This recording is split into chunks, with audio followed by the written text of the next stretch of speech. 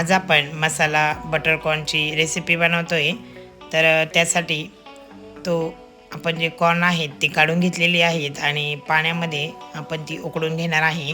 आणि याचा संपूर्ण व्हिडिओ जो आहे तो मी चॅनलवर बनवलेला आहे, तो तुम्ही बघू शकता.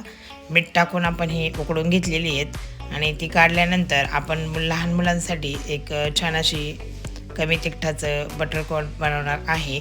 तर त्यासाठी बटर टाकून कॉर्न टाकून आणि त्यामध्ये लिंबू, मीठ आणि काळी मिरी पावडर घातली.